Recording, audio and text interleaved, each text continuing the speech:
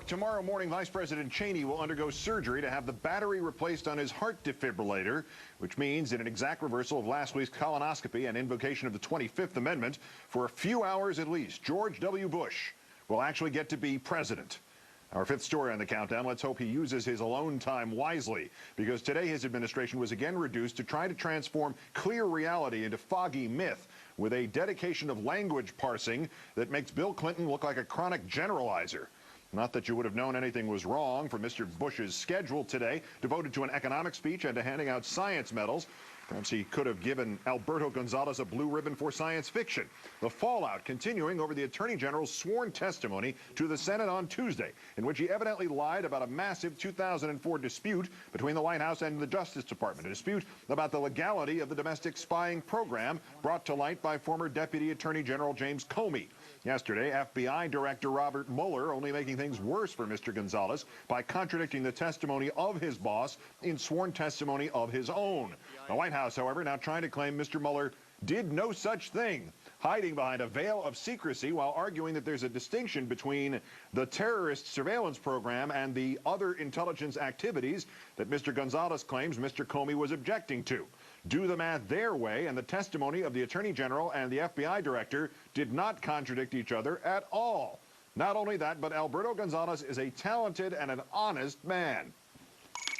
Why does the President believe that the Attorney General does not reflect badly on the Justice Department and on this White House with the way he's handled questions related to this and other matters? Well, again, because he has testified truthfully, tried to be very accurate, and what also happens is you've got an interesting situation when members of Congress, knowing that somebody's constrained by matters of classification, they can ask very broad questions. And those are questions they know the person sitting on the other side cannot answer thoroughly in an open session. Although in this case, Mr. Gonzales volunteered his testimony about a White House meeting with congressional leaders regarding other intelligence activities that he says were the basis of the NSA dispute, a claim that many of those congressional leaders have since publicly disputed. Perhaps Mr. Snow would be better off sticking to one-word answers. But the President believes that Alberto Gonzales' credibility is intact. Yes. On that note, let's turn to Richard Nixon's one-time counsel, John Dean, more recently author of Worse Than Watergate and Conservatives Without Conscience. John, good evening. Good evening, Keith. This White House has made a habit of leaking or of declassifying secret intelligence findings, sometimes almost on the spot, when that has served its political agenda, which raises the question in the context of the Gonzales thing. If the administration really had any information that would clear the Attorney General on this specific point, do you think they would have declassified it now? Would we have not heard it by now? Well, that's a good point, Keith, because what traditionally happens in situations like this would be an Attorney General would invite the chairman and ranking member of the committee down to the Department of Justice. He would explain what exactly is going on. In this situation, he'd have Mueller there, he'd have Comey there, and they'd lay it out on an off-the-record, privately classified session to diffuse this thing. And it strikes me as either he's just going to tough it out and lie, or the truth, it may be so much worse than the reality that they don't even want the truth out. Does even the generous interpretation of what Mr. Gonzales and the White House are trying to do in the wake of his disastrous testimony insist on this dishonestly narrow definition of the terrorist surveillance program? From a legal standpoint, if we give them the benefit of all the doubts here, would that be enough to overcome a perjury rap? It wouldn't. Literal truth is actually a full defense, even in a situation the Supreme Court's ruled back in 1972 in a very celebrated case, that even with an intent to mislead by giving an evasive and hair-splitting kind of answer, that wasn't, because it was a literally true answer, could not be reached by the federal perjury statute. So if indeed that's what Gonzales is doing, if he's parsing it so finely, he may well get away with it.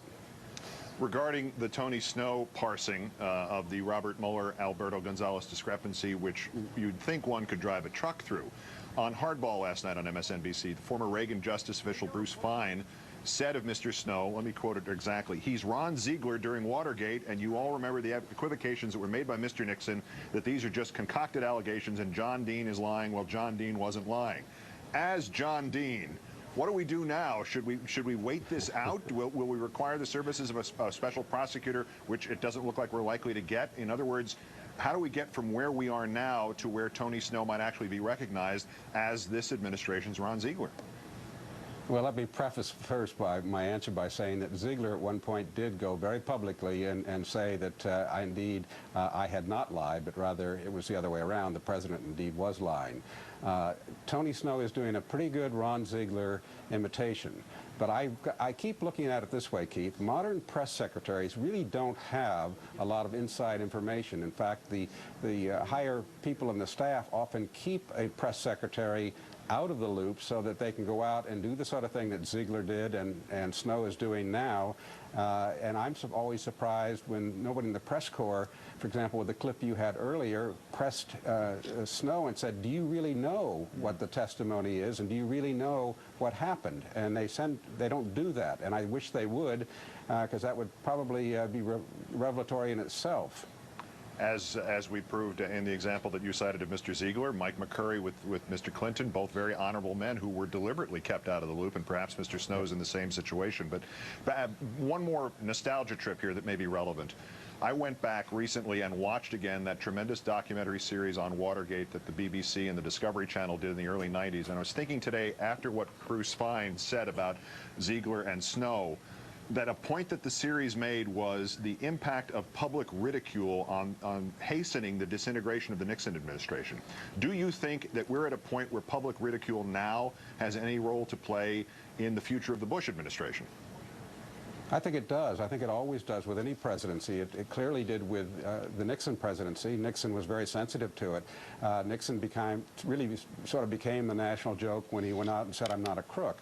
I'm not sure that Bush didn't do it when he put on a costume of a flight pilot and declared mission accomplished. But there's a difference in the men, and that Nixon's sensitivity really drove him from office. I'm not sure Bush gets it, even yet. Great point. John Dean, as always, great thanks for your time, and have a good weekend, sir. Thank you.